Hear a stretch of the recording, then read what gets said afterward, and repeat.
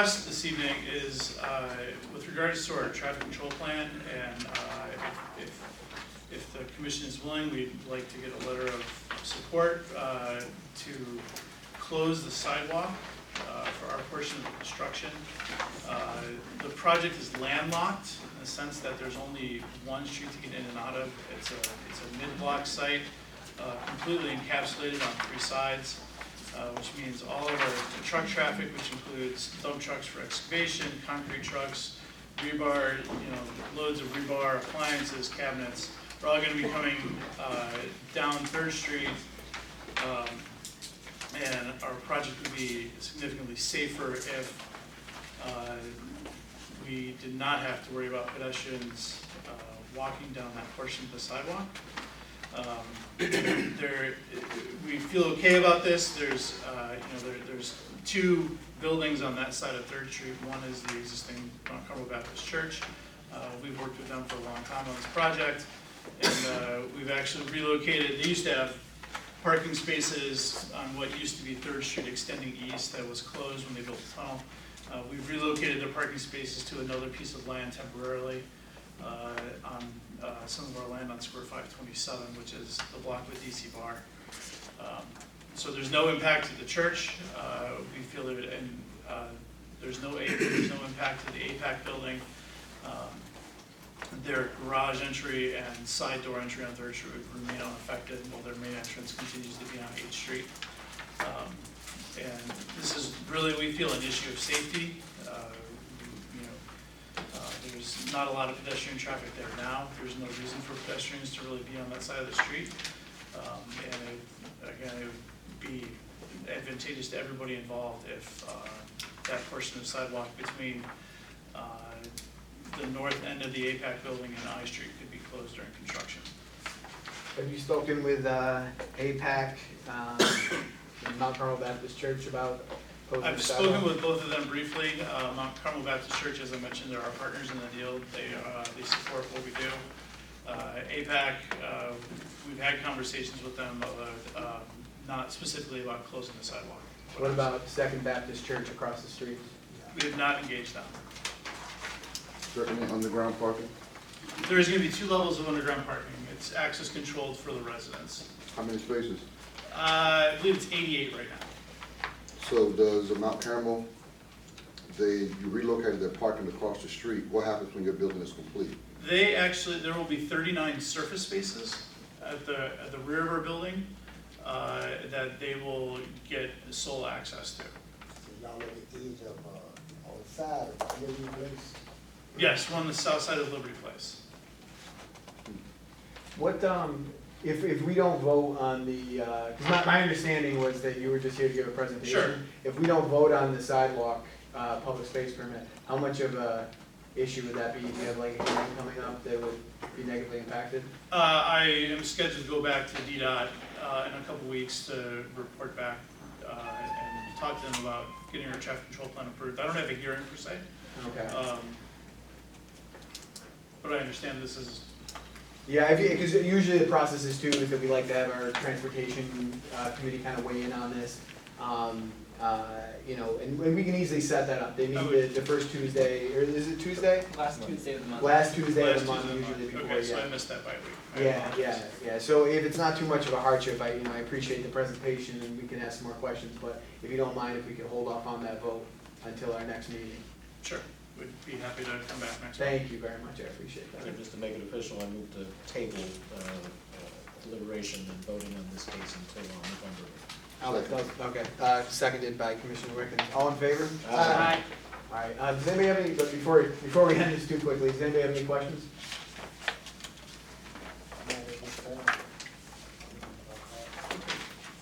All right, well, thank you very much, and we will, we'll see you next month. Sounds good. All right, Thanks, thank you. everybody. All right, what we got up next? Oh, the, we're gonna do 509 Oak Street first.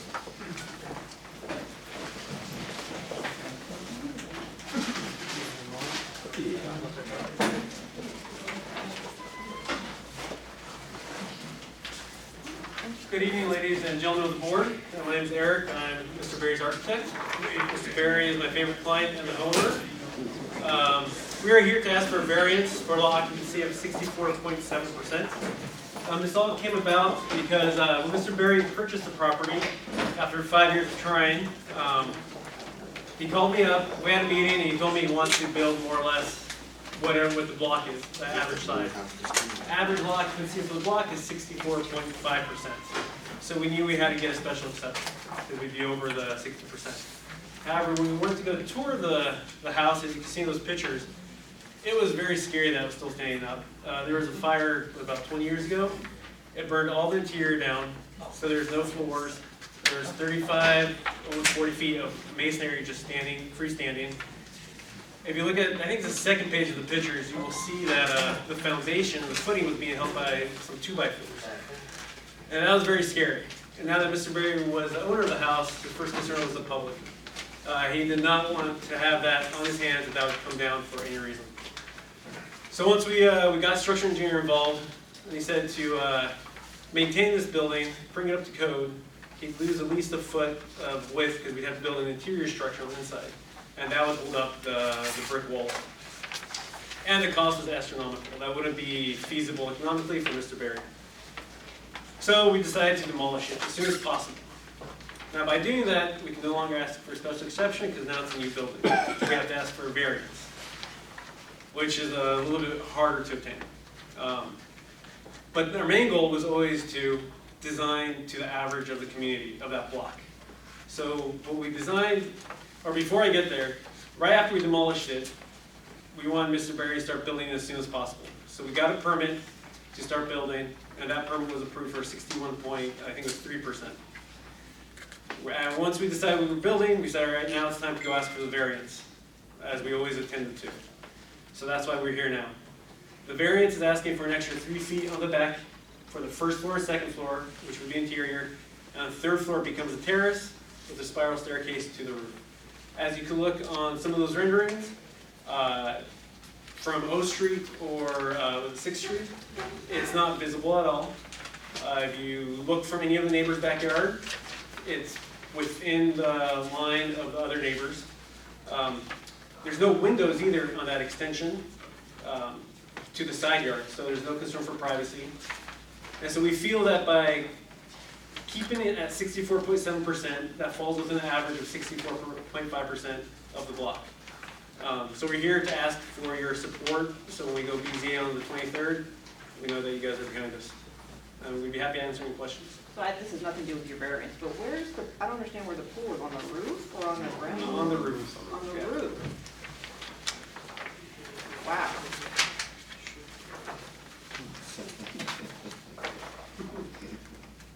How big is the pool? What did Tony say, what did your group say?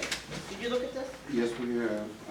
Based on the need to rebuild, we didn't feel that it would be a negative impact on the neighboring properties. I believe theirs is a little larger or higher occupancy.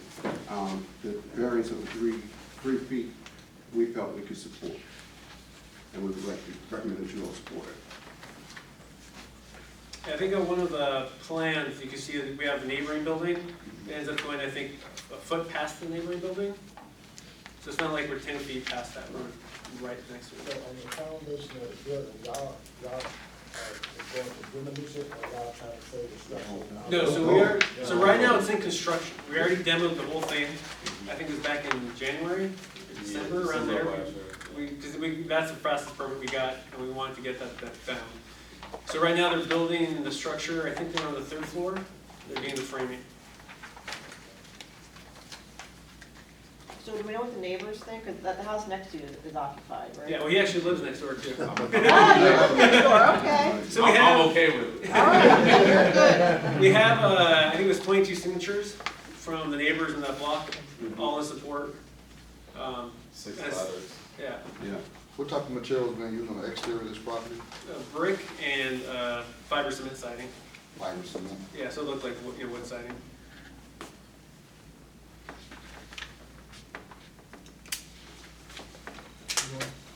Any other questions or concerns about the commission? How big is the pool? 35 by 37 feet by, how wide is it? Tony already invited himself over. 4th of July.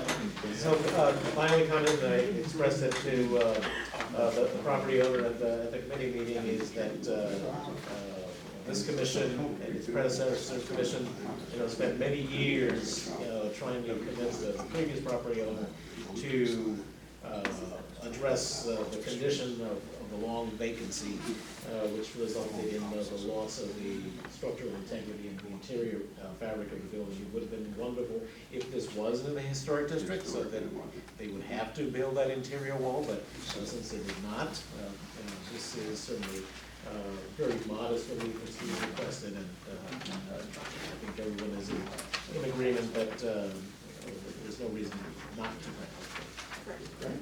All right, now wait, who's your representative? Oh, Oh, two, yeah, I'm sorry, it's in two. Sorry. I'd like to make a motion that the ANC support the request for a variance for additional lot size. We have second by Commissioner Padro, all in favor? Aye.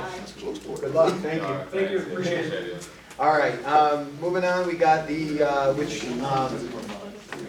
Transportation Committee has drafted testimony for 3 bills. The Vision Zero Enhancement Omnibus Amendment Act of 2019, Mandatory Protected Cycling Lane Amendment Act of 2019, and the Curb Extensions Act of 2019. The Transportation Committee has asked us to review those, to review the testimony and ask for our endorsement of it. I've reviewed it. I have my opinions. I'm eager to hear the rest of the commission's opinions. Chair, if I may just Yeah, please. make a couple comments. So the Transportation Committee met a week ago, and we discussed 3 important transportation bills that are currently before the council, that are up for hearing in Councilmember Che's Transportation and the Committee on Transportation and the Environment on October 24th. These bills, as Chair Marriott noted, are the Vision Zero Omnibus Amendment Act, the Curb Extensions Act, and the Mandatory Protected Cycling Lane Amendment Act. There's a lot in these bills, but taken as a whole, these bills do a considerable amount to improve the safety of transportation infrastructure in the district by focusing especially on how we plan and plan for projects to improve safety. It bakes in requirements for DDOT to update their long-term multimodal transportation plan, MOVE DC plan, every 2 years and submit that to council. It requires DDOT to act on that plan when it's making major road work. It does a number of things to address some of the most common issues that this ANC, constituent issues that this ANC hears about, including making 4-way stops at residential points a starting point for designing the residential intersections. Committing to building more curb extensions and elevated crosswalks that reduce the crossing distance for pedestrians and provide additional safety for people crossing our streets. The Transportation Committee reviewed each element of these bills, and our assessment is that the ANC should support these bills with certain exceptions that are noted in the testimony. And I'm happy to answer any questions about our deliberation process or about the testimony that we drafted. When is the hearing? October 24th. Okay, and you're representing us, I'm sorry. Well, if the ANC would like to designate me as the representative, I'd be happy to. You want to do it, you're going to do it written, or are you going to do a verbal, or? We could submit something up to. Yeah, you could submit written. This is written testimony here. We could also be adapted to oral testimony at the hearing, and one of the commissioners can present or designate somebody from the Transportation Committee to present. Yeah, well, let's get down what we wanna say first, and then we can talk about who's gonna say what and how we're gonna communicate it. Yeah, I have a problem with the mandatory protected cycling lane amendment act. My concern is, based on my understanding, I haven't read the whole bill, so I'm at a disadvantage, but my understanding is it gives the city a unilateral right to put bike lanes every time the street is paved or updated. You automatically get bike lanes. And I'm not against bike lanes because I ride a bike, but I have concerns about the city having unilateral right to put a bike lane anywhere in the city. That's my concern, because if we lose our right to protest a bike lane on a certain street, for example, the city has said to some degree, matter of fact, their own report they have put out and have studied, and been out about three years now, they said that Knott Street is a better street than 6th. Matter of fact, the director, Rudy, and his engineers both said that they're not going to come down 7th, they're going to come down 9th. So if they happen to decide next year they want to repave the road, then that also gives them the right to put the bike lanes down on the street that the city itself says is not appropriate for that particular, or not wide enough for that particular street. So I have concerns about mandatory protected cycling lane amendment act. I don't have a problem with the curbs being adjusted, don't have a problem with bike lanes in general, but I have a problem with us signing off on mandatory bike lanes being installed anywhere the city says it's going to be. Yeah, I think that there's a couple points. That act, it really only points to the recommended bicycle lanes that were identified in the Move DC plan. And then further in the Omnibus Act, the Move DC plan would be updated every 2 years and submitted to council. So I know that those of you who may have been part of the original Move DC plan from 2012, I believe, there was a considerable amount of community outreach and technical review to determine where those bike lanes should be recommended over the course of, I think, 20 months.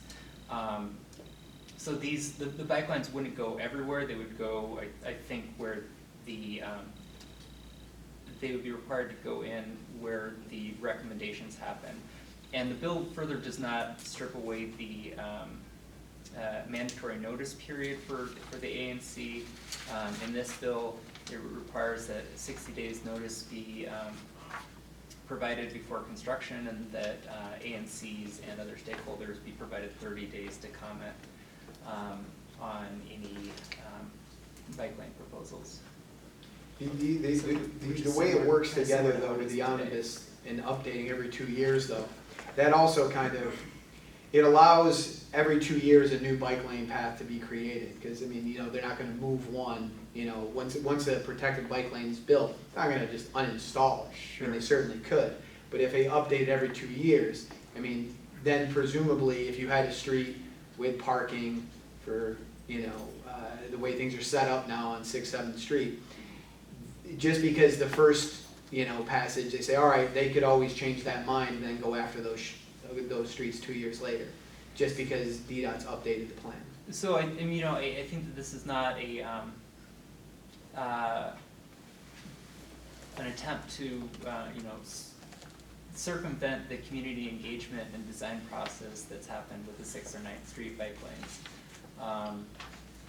The Move DC plan was published in 2012, and since that publication, there's been a lot of work, a lot of engagement with this ANC and the communities and the churches, and I think that we're at a place where we have, not to get too deep into that, but we have 2 design proposals. This act would not, as I understand it, would not force DDOT to go back and build bike lanes for design proposals that were reviewed and rejected previously. So we're not, it doesn't take us back. I think if anything, it forces DDOT to make a decision, or it forces DDOT to implement the plans that it creates. But I mean, we're talking about the 6th, 7th, 9th Street, whatever street's gonna be in. And that's an extraordinary situation that is now in the mayor's hands. So this will not actually change that. I mean, that decision just needs to be made by the mayor and put it to bed. And it's the 2 large churches that are on, the Shiloh Baptist Church and United House of Prayer, that is blocking the entire process. But this bill, this is not gonna change it. If she says no in the end, or whoever the mayor may be, it's not gonna make a difference. Is that correct? Or would it help move these type of situations forward? Because we have talked about these bike lanes forever. Will it move these situations forward, or will it not move these situations forward? I think that if your characterization is correct, the mayor has ways to slow roll things. Yeah. I mean, that's still, does this bill just make it, or does it really matter? I think that this bill matters, because we have, Pepco, or, sorry, not Pepco, DDOT invests a lot of time with neighborhood outreach, stakeholder outreach, to develop these plans. And then the plans, more often than not, they sit on a shelf. As we've Like seen this with the New particular Jersey project. Avenue Right, but project. Like that's- this bill doesn't speed it up. I mean, this bill would just simply say, once the plan is implemented, now you gotta start doing it anytime there's construction. So this doesn't force the mayor's hand or force the council's hand So to it's make still, a the basic decision. project should still be at a standstill. Yeah. As we refer back to these infamous bike lanes that have not happened for years. What is the 2-year review and the requirement for the council to absolutely? Well, that's in the Omnibus Bill Act, right? That's in the omnibus bill. The requirement, that DDOT update the multimodal, they'll move DC plan every 2 years and submit it to council for review. And doesn't it encompass these other factors? Doesn't that plan, does that plan embrace the other aspects of Vision Zero and the current? Yeah, the plan embraces, it's consistent with the mayor's Vision Zero initiative And the current? And the current? And the curb extensions. I imagine that it would encompass the curb extensions as well. So whatever's involved, it's gotta be voted on every 2 years, and DDOT has to. Right, but none of these bills, the way I interpret them, correct me if I'm wrong, would force the mayor's hand in making a final decision. Until they- Once a decision's made, then it can be updated every 2 years, but the decision's still not made. Well, I think the concept is the mayor proposes and the council approves. Right. And so in effect, the mayor then executes it. So it isn't an independent decision she has whether or not to implement a law. Sure, but I mean, right now where we stand though, where we don't have this final plan yet, Well, they none of require- these bills, Well, that's what I think it's saying. I'm not, changing anything you're saying, but I think what it says is that there is a solid 2-year period in which a multimodal plan must be updated and reviewed and approved by the council, and then therefore sent to the mayor. so you're saying that the omnibus bill would be the bill that would force the mayor's hand? Exactly, on I both see. instances. That's my understanding. Now, Okay. I'm not an expert on this. All right. I mean, these bills, I think, are much more significant than the narrow focus that the council, that the ANC is giving on the 6th and 9th Street bike lanes. This is. Right, this but is that's going kind of to- our. That's kind of the big deal. It is. That's our window. big deal, but it's not the only deal. This is going to, these bills in. But it's tandem- a kind of a symbol for the city. That thing Wouldn't has it be been, encompassed in that? Huh? Wouldn't it be included in that? It We've would be talked about included, that. but I think that this bill is more important than any but this is an single project. example. This has all been approved and talked about, and it's, if this or whatever's happened with this bill, will there be any change, for example, with this greatest example we've been talking But about for maybe years? that's why this legislation has been enacted, to move from that. But if you have forces of 2 large churches and nothing has happened, this is where this is stands. If we don't talk about the reality of it. And this may be the reason for the legislation. But even in the Omnibus Bill Act, I mean, you're right, it takes 2 parties to act. And if the mayor doesn't act, the train doesn't leave the station. So, this Omnibus Bill may require, it to be reviewed, and it can be reviewed, but unless the mayor takes that step, then we're still in the same Yeah. position we're in right now. You can review it till you're blue in the face, so- but if, I mean, but here's my only issue is obviously bike lanes are a hot issue.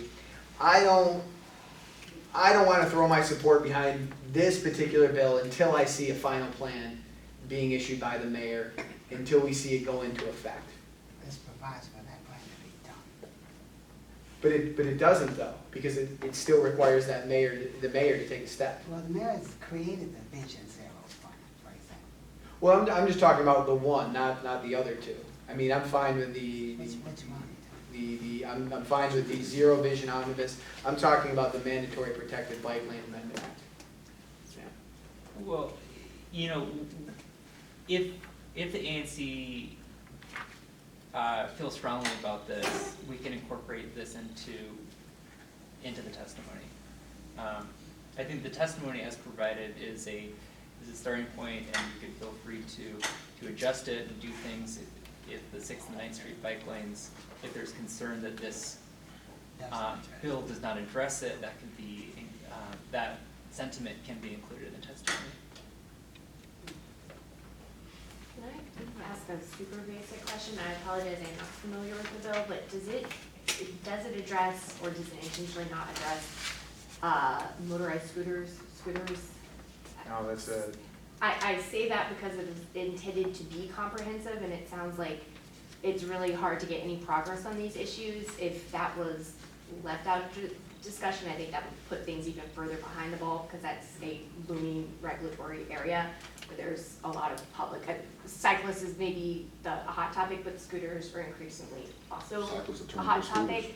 So it would, I just think it would be ill-advised for a bill if it's intended to be very comprehensive to not address scooters, because it could also create this weird, is it a bike, is it a pedestrian, is it on sidewalks area? That seems to be something that's really causing quite a lot of controversy. The big words are multimodal, so that it assumes that whatever comes up in the future or whatever is there now, that everything that moves somehow has to be embraced. So it would intend to cover scooters. Everything that moves on the streets and sidewalks. Yeah, scooters move through our streets, they use bike lanes. I would think so, yeah. yeah. You know, I'd rather see scooters in a bike lane than on the sidewalk, and a scooter rider would rather be in a bike lane than in the general lane of traffic. And so, Yeah. yes, it does impact scooters. Anybody else on the commission wants to? Yeah, so I just want to clarify that there was one provision that actually only gave ANCs 30 days notice, and agencies have been changing that to 45 days, because depending on when the notice is issued, the ANC might not be able to respond. So if we are submitting comments, we should urge that 30-day period to be 45 days.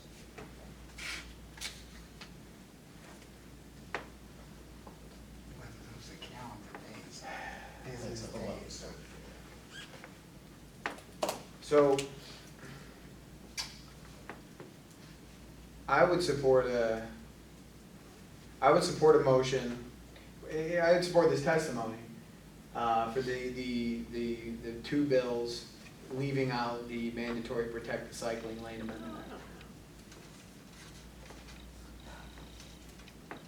And thankfully, the record stays open into November, so we do have another opportunity, another bite of the apple to come back to all three of these and perfect our position on it, to submit written testimony for the record, or a written resolution for the record, I should say.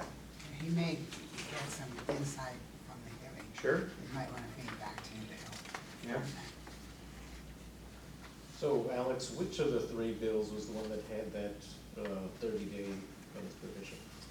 So there's two. In the protected bike lane bill, there's a 30-day notice to ANCs and affected parties when, because DDOT is doing construction, they're going to build a bike lane in the new BC plan. In the omnibus bill, there is when there is a crash involving, I think, a bicyclist or a pedestrian that results in, I think, a fatality, then DDOT has a requirement to submit plans to make that intersection more safe, or that road more safe. And in that instance, where there has been a fatality, ANCs and affected parties get 10 days. So if we're only going to vote on the omnibus bill and the curb extension bill, then we should specifically state that in the omnibus bill, we're urging the extension of that 30-day period to 45 days. And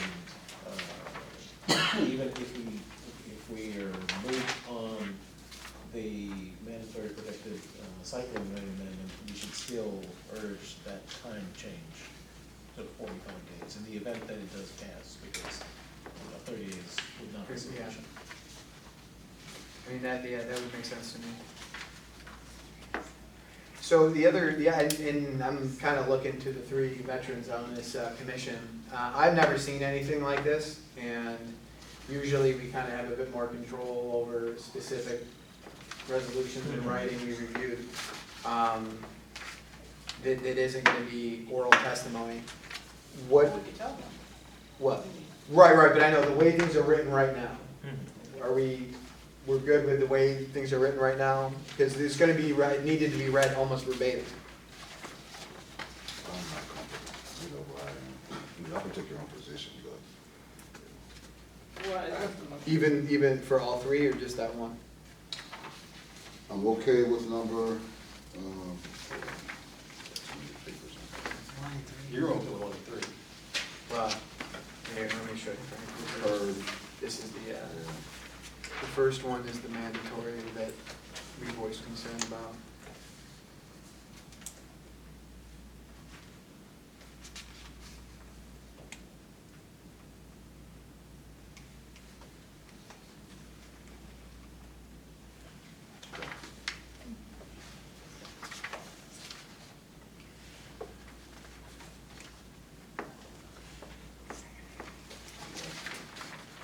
I mean, the other alternative is we don't have to submit any oral testimony or designate a representative.